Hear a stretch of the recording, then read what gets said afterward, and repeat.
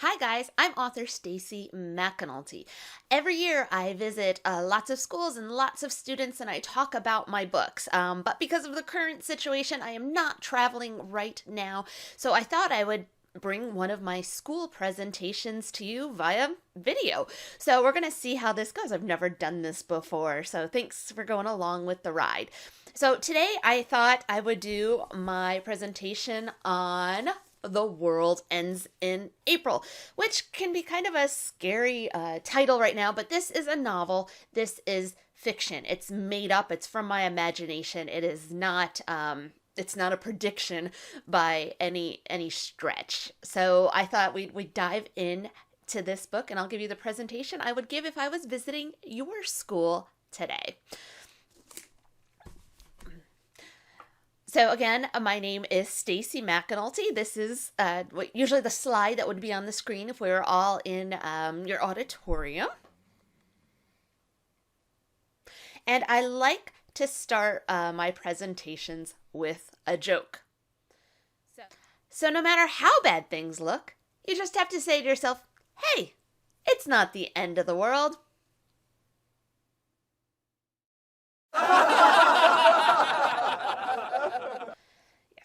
So that is a cartoon not created by me, but appropriate for this presentation and hopefully give you a little chuckle. So let me first tell you about the book, The World Ends in April. So it stars Eleanor Dross. She is a 7th grader, and she discovers a website by a Harvard professor that says an asteroid is going to hit the Earth in the spring. April, specifically. She talks to her science teacher, talks to her dad. They don't buy it. But that doesn't stop Eleanor from getting her classmates ready for the end of the world. So that's my little pitch about the book. So in this presentation, what I'm going to do is I'm going to give you 10 behind the scenes facts about the book. So these are things that you wouldn't necessarily get from just reading the book. Some of it's my research. Some of it is little things I've hidden in the book. But first, before we begin diving into the book, I'm going to give you some behind the scenes facts about me. Don't worry, it's not 10, but I'll give you some facts about me. Here's your first lovely photo. This is me in middle school. So I too was once in middle school like Eleanor. This I think was about 32 years ago. I'm the one in the pink fanny pack. Do I look the same? You may have noticed I got my braces off, but other than that, I think I look the same. I'm there with my mom and my brother. I believe we might be in Virginia Beach, maybe Ocean City, Maryland. I can't remember exactly, but it was a family vacation. I'm from North Carolina. This is where I live and work, though I originally grew up in New York. I have a husband. I like to say he's one lucky guy, and he's not here to disagree with me. I have 3 kids. Here is a picture of my my 3 kiddos, and I love this one because they're advertising some of my picture books. Isn't it great? But they don't look like this any longer. This picture is quite old now. Here is a more recent picture. This is from the summer when we were in St. Petersburg. My oldest is Cora. She's in high school. The other daughter is Lily, who's also in high school. And the middle is Henry, who's in 6th grade. So I have a middle schooler right now, kind of firsthand knowledge of all the things that happen in middle school. I am also the mom of 3 furry kids. This one, I'll show you a picture. This one is Jack. But also, that's Jack. Right, Jack? Yep, right there. There is Jack. He's the one visiting the office today. Maybe the other 2 will sneak in. Oh, Jack's decided to sleep under the desk now. So Jack is our biggest. He is about 72 pounds. He is the oldest of the dogs also. Now, this is where I work. I sit. This is me. I sit in this chair and type on this computer I'm also recording on right now. So I thought, hey, you know what? I need a little dog. But Jack, he's too big for this lap. So I'm like, I need a little dog. I need to adopt a little dog that I can cuddle with. So we adopted this one. This is Munchkin. Isn't she cute? I know I can hear the ahs coming from around the world. She is adorable, but as you can see, she's not on my lap. Munchkin um, is a darling to me sometimes, but she doesn't want to cuddle with me as I work all day, so that didn't work out great. I also like to show this picture. Look how cute she was. This was the day we adopted her. She was 4.4 pounds on the day we adopted her. Tiny little adorable fur ball, right? I fell in love immediately. Munchkin and Jack are mutts. We also have Reika. She is a German Shepherd. She is the youngest. She's about 2 years old. So that's those are my 3 furry kids. Oh, here's another picture. This is Ray playing frisbee. She loves to play frisbee or ball. She's got lots of energy, almost like a 2-year-old child. Constant energy. Before becoming a children's book author, that's what I do full time now, I was a mechanical engineer. Again, I grew up in New York and I went to University at Buffalo and studied mechanical engineering. I did not take a language arts class in college for a grade. I took all those STEM classes we love. And then when I graduated, I worked for General Motors very quickly and then moved to North Carolina to design first class airline seats. When I say design, I didn't do any of the pretty stuff you see here. On the outside, I did things beneath the seat, the mechanisms, the motors, the linkages, things like that. That was my job for about 8 years. And I did enjoy it, and what I really enjoy about engineering is the creativity, which luckily happens to be a big part of writing also. Fun fact, I've never sat in a first class airline seat like this. I don't have that kind of money. Now I am a full-time children's book author. This is my job is writing books and visiting with readers. I am the author of, as of today's March 2020, 22 books for young people. I have 3 more coming out in the year 2020 and more in future years. I work from my home office. That's where we are right now. Here's a couple shots of how messy it is. I know you guys kind of see just what's behind me, and I cleaned this up. But, if I turned you around and you're looking at my desk, this is what you'd see. Mess. And this picture is from 2016. Here's a picture from 2018. And here's a picture from 2019. I don't like cleaning. I only do it if I absolutely have to. And I'm an adult and people usually don't make me clean, so I rarely do it. Okay, let's get in the book because it's much more interesting than I am. Here are your 10 behind the scenes facts about The World Ends in April. Here's your first fact. Teotwawiki. Teotwawki. This was my working title of the book. Again, I say it as Teotwawiki. Do you know what this stands for? Give you a hint. It's an REM song, which if I can, I'll put a link to in the comments because I think it's a great song.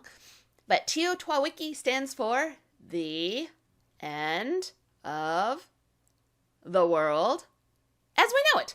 So it's the end of the world as we know it. And again, this was kind of my working title, Teotwawiki. The publisher, Random House, said, nah, Stacey, that's not a good title, so we ended up with The World Ends in April. But this title is really what the book is about. When I say the end of the world as we know it, I am not talking about Earth blowing up. That would be truly terrifying. Nope, that's not what I'm talking about here. Imagine this asteroid is heading towards Earth. We are 72% water, mostly ocean. So that's might be where it lands. Or we can think of something uninhabited like Siberia. So it's not blowing us up, but it would be someplace else. And it's just going to change the world so much that it's the end of the world as we know it. So again, not Earth blowing up. We are talking about not being able to go to school, which we're kind of experiencing now.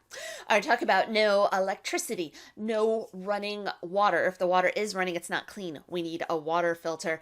We're talking about no, perhaps garbage service, because people are going to be staying home with their families. Perhaps no police there to protect us, because again, people might be staying home with their families. And this is the one that always gets kids. Perhaps no Wi-Fi, right? That would be the worst. What would we do? So again, I'm not talking about the Earth blowing up. I am talking about the end of the world as we know it. So not having the cool stuff that we're used to.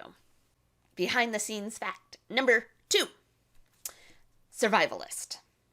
So in the book, Eleanor has Grandpa Joe.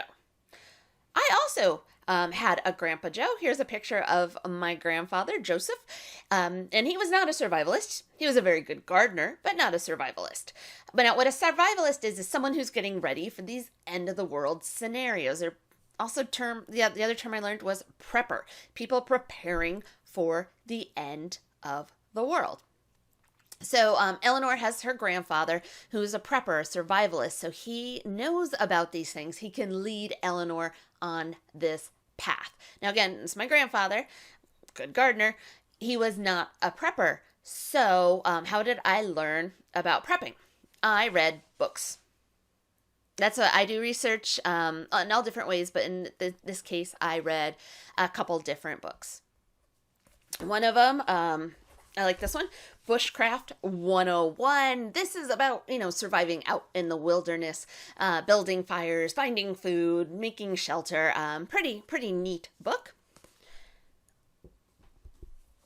This one is Prepper's Long-Term Survival Guide. So if society doesn't come back together really quickly, this is going to be more long-term about setting up new communities and canning foods, getting electricity, cleaning water. So another awesome book about survivalists. And then this one is Build the Perfect Bug Out Bag.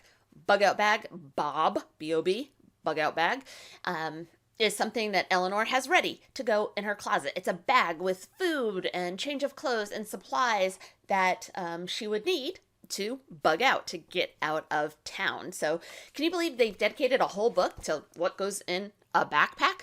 I didn't know these things, so I learned a lot from this one and its influence. It's the way I created Grandpa Joe, the character, and bug out bags come up right in chapter 1. Also, part of prepping, a big part, an important thing is water filters. My favorite scene in the book is when the kids use a water filter. I can't tell you any more than that. You just got to read it. But my favorite scene to write was when the kids get together and learn how to use a water filter. So it's my favorite. This is the water filter I have them use in the book. I actually don't own it because I think it costs like $300. But here's a picture from their website about how you use it. You just drop one end into the water source and pump it into your water bottle, your hydro flask, if you will. And then you have clean water to drink. Also, as part of my survivalist learning, I got my hands on this. MREs, meals ready to eat. So these are usually issued by the military, but survivalists love them, and also backpackers, things like that. You've got lots of calories right in this little pack. So you've got a meal in here and all sorts of fun stuff. My favorite part, though, of the MRE, by the way, this one's Mexican-style chicken stew, is right here. This little kind of amenities kit. You can see some gum in there, some towelettes, and then this white part up here, behind the gum. Sorry, here's a better angle. That white square there, that is toilet paper. Because what goes in must come out. And we all, I guess, toilet paper is not something you really appreciate till it's gone, and I guess we're seeing that right now, aren't we? That everybody's making runs for toilet paper. So MREs are awesome, I think, because they include toilet paper, which is a bit of a luxury in certain situations. So Eleanor, in the book, knows about eating MREs, again, because of Grandpa Joe and him being a survivalist. Behind the scenes fact number 3. What if? This book simply started from a silly dinner conversation. My family and I, those 3 kids, my husband, we were sitting around the table and the topic just came up. What if you knew the world was ending in 6 months? How would you spend those last 6 months. What would you do for those last 6 months? And that's where the idea of this book started from. That's all it took. And I noticed with my kids, and I've noticed when I visit kids across the country for school visits, that there's kind of two schools of thought on this. So there are some kids that are like, I'm going to go have a blast. I'm going to go to Disney World. I'm going to spend all my money. I'm going to play video games, just have a really good time. And then there are other kids that are like, I'm going to get ready. I'm going to get those MREs. I'm going to get canned goods. I'm going to get bottled water. They want to be prepared. And that's what happens in the book. Eleanor is one that wants to be prepared. She has friends that want to have fun. Her friend Mac wants to be on Kid Jeopardy and meet a celebrity and perhaps kiss someone. So yeah, there's that idea of how would you spend the last 6 months before the end of the world as we know it. Now, it's harder because, like I mentioned at the beginning, these kids are getting ready for the end of the world, but the adults don't buy it. So it's going to be harder to run off to Disney World when mom and dad aren't on board, right? If mom and dad don't believe you, they're probably not going to want to use all their money to go to Disney. So we run into that situation for the kids too. Behind the scenes facts number 4, asteroids. Okay, this is my favorite part. I love research. I love learning new things. And so I got to study asteroids for this book, which I thought was super fun. And I put a lot of information in the back of the book that you can check out. But let me give you an overview. Okay. So, some definitions. A comet is going to be rocky and icy with a tail. It's coming from the farthest part of our solar system. An asteroid is going to be rocky and metallic, formed at the same time as the rest of our solar system, so as old as Earth and other planets, and that's going to be coming from the asteroid belt of our solar system. If you get a smaller piece of an asteroid or a comet, that's called a meteoroid. So it's floating through or sailing through space, a smaller piece of an asteroid or a comet. If you see the light in the sky of a meteoroid, asteroid, or comet entering our atmosphere, that burning up in the sky, that light, sometimes called a shooting star. Nope, it's not a shooting star. That is a meteor. A meteor is just light, that flash of light. And then finally, if something lands on Earth, whether on land or in the ocean, it is then going to be called a meteorite. So those are the different definitions. And again, that's all in the back of the book for you. In my book, I create my own asteroid. The name is 2010 PL7. It's an Apollo class NEA, near Earth asteroid. It's 5 kilometers across, and for those who do road races, 5 kilometers, 3.2 miles? And it's a 10 on the Torino impact scale. So what does all that mean?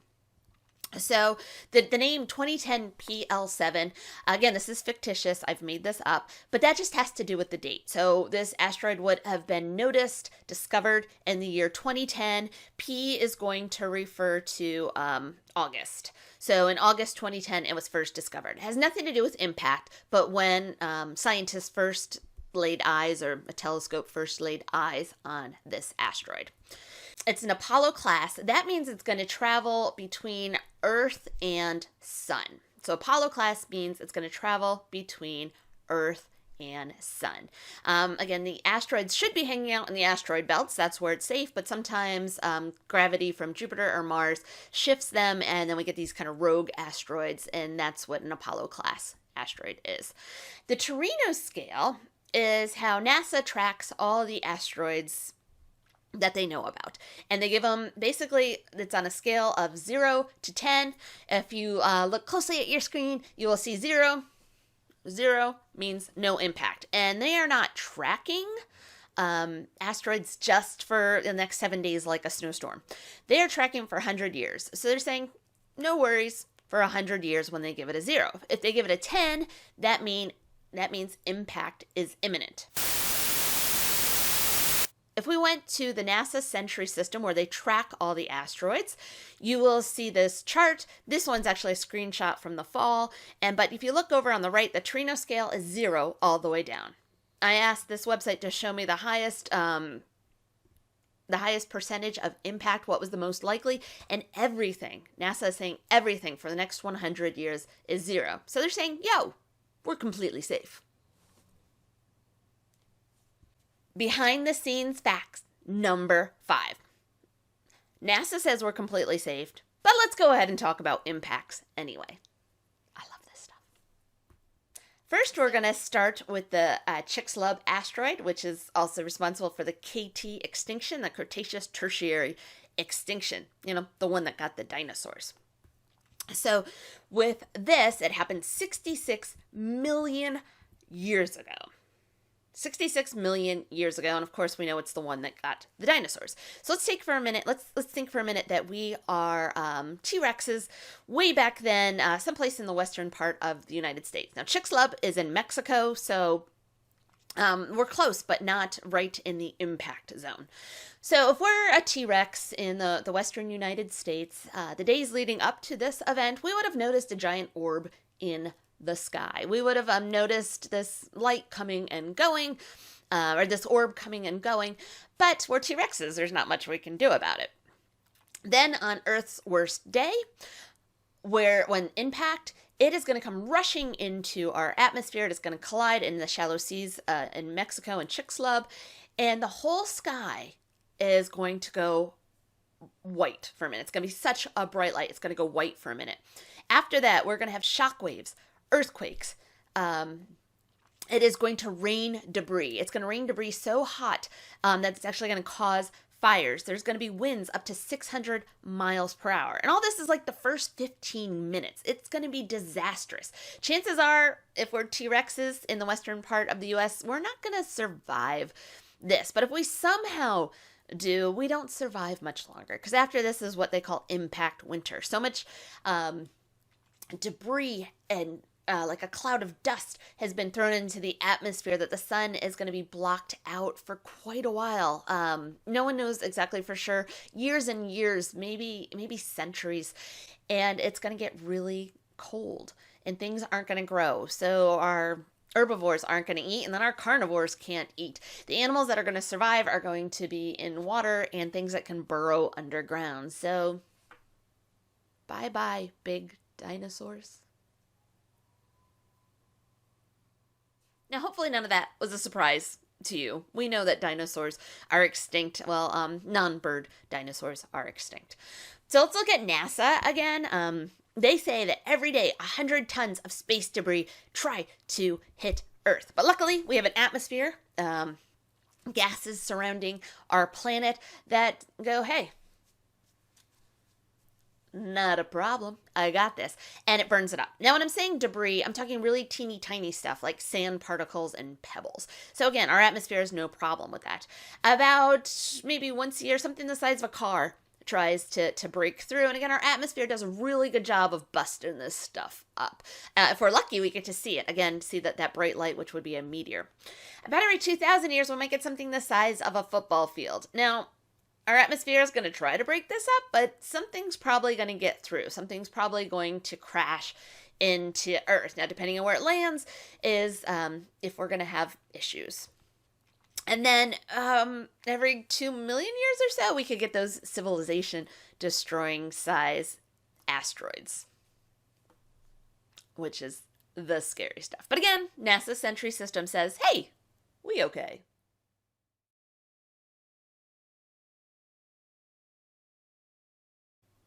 I want to take you to Chelyabinsk, Russia, February 15th, 2013.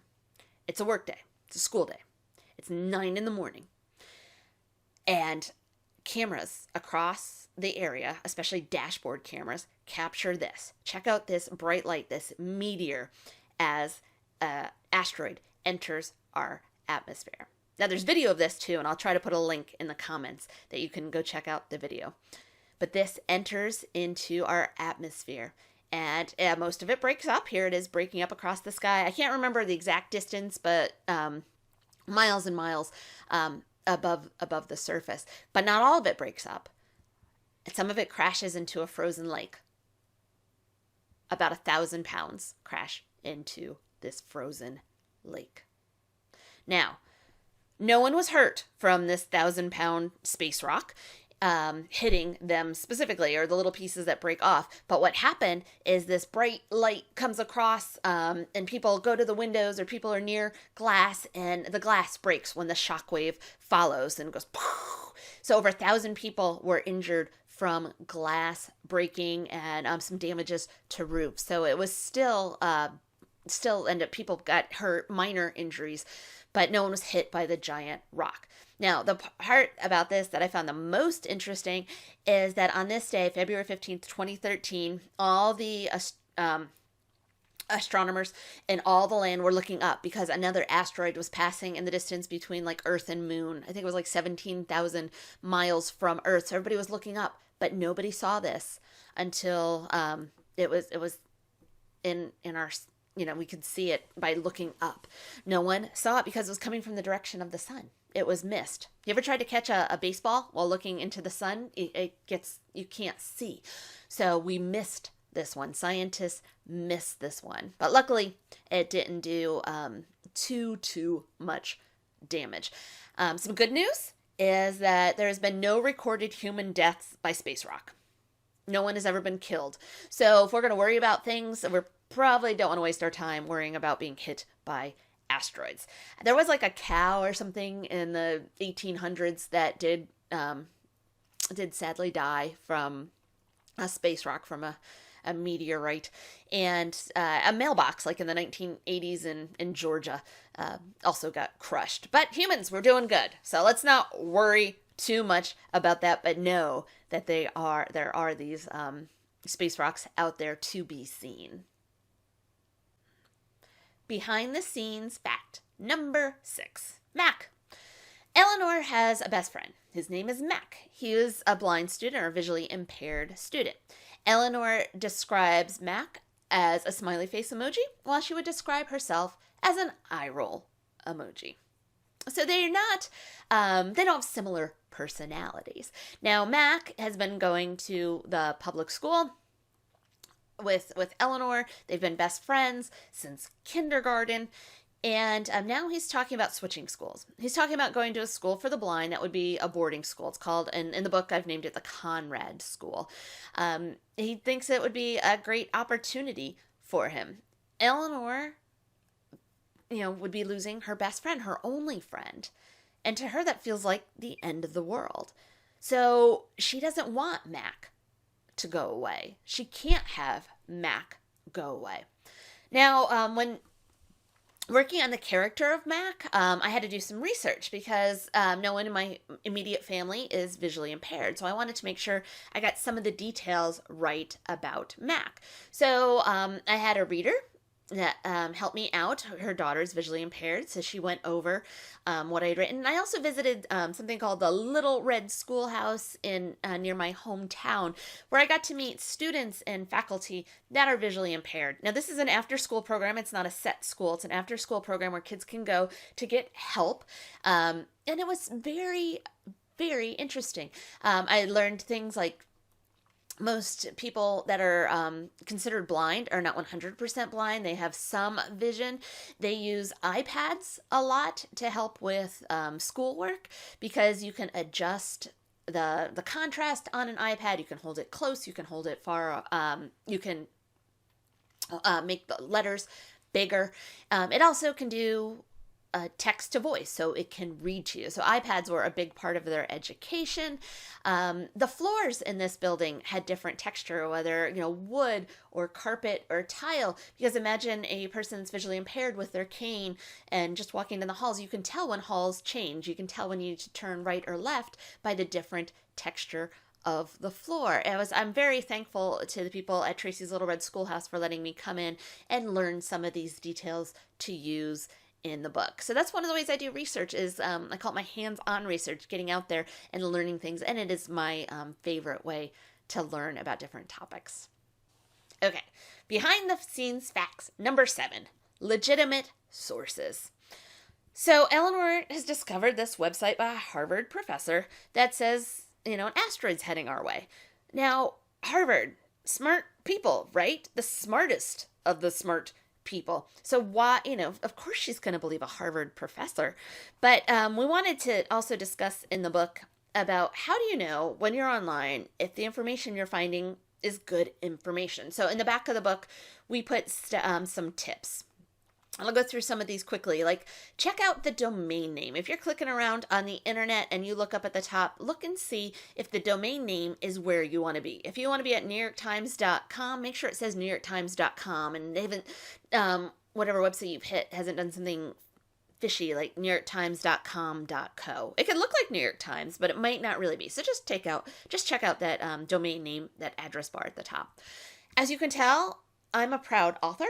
So if you find something online and it doesn't have an author, that could be a sign. Not necessarily, but take a look. I think people, if they're proud of what they put out there, they will have their name on it. And sometimes it's multiple authors. Sometimes it's not a specific name, but a group of names. It could be the Society of Planetary Engineers or something.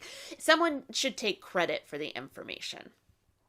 Look at the dates. So a date is not someone trying to trick you, but if I did all my asteroid research from the 90s, you wouldn't know about Chelyabinsk. So just check out the date and see if we're getting the most recent information. Spelling and grammar. Now, I'm horrible at spelling and grammar. It's just not something I do naturally well. But you can, if you've come across a site with lots of spelling errors and grammatical errors, that's probably a sign no one even bothered to read it, proofread it. So if they didn't proofread it for the most basic things, they probably didn't proofread it for the science or the history or the facts. So that's gonna, that's gonna make my hair stand up. Ads. Now, there's going to be ads on websites because everybody's trying to make some money. That's fine. But if it's more ads than information, I'm going to be a little bit nervous about it. And sometimes ads look like information. They look like articles, but they're not really. So just be careful. And if you have questions about any of these ideas, please talk to an adult, a librarian, media specialist, teacher, parent. It is hard for adults anyway, so we can't be expected kids to do this on their own. The World Wide Web is the world. There are some people that are not out there for the best reasons. There's just some evil people. So be careful and ask for help from a trusted adult. It's no shame in doing that. The next behind the scenes fact is the dedication. So in each of my books, I get to dedicate it to someone right there on the front. And this one says, for Lily, Marjorie, and Geoff forever. So you know who Lily is. She is my second daughter. So my second novel was dedicated to my second daughter. But you don't know Marjorie and Geoff. So Marjorie is actually Eleanor.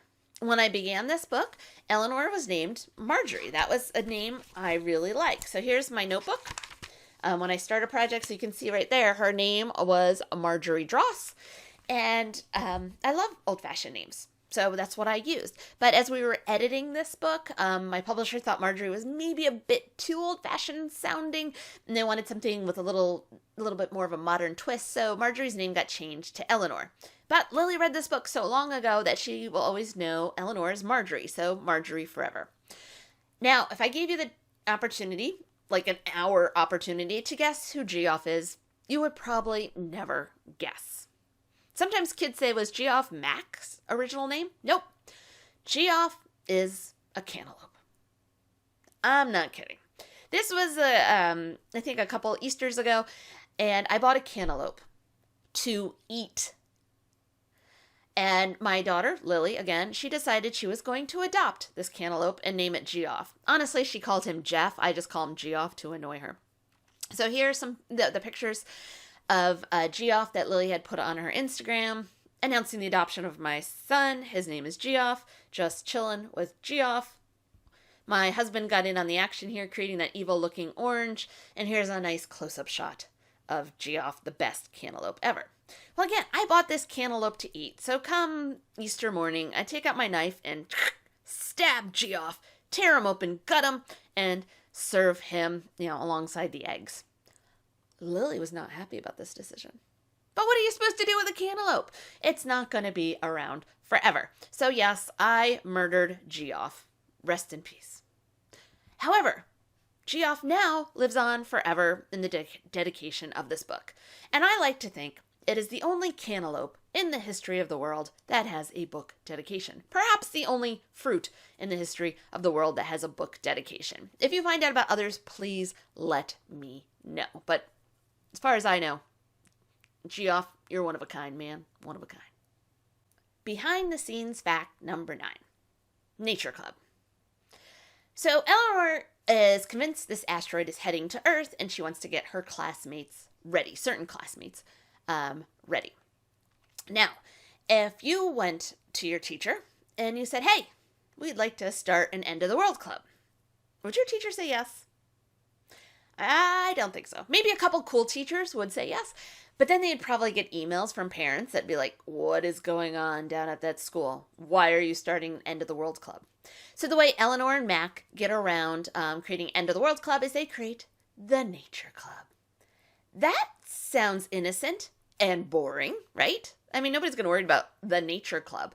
So they start the Nature Club. What I want to take a minute to show you now, again, this is my notebook. I showed you Marjorie's name in here. But also with this notebook, I like to cut out pictures of what I think my characters would look like. So this is my cast from Nature Club, all the different kiddos that are in it. There's a bunch of characters, so I want to make sure I kept track of them. So I just find pictures online, cut them out, and put the name, put a little bit about each character. So if I get stuck writing or get to a point where there's a lot of conversation going on, I can quickly look at my crew here, and things move smoothly.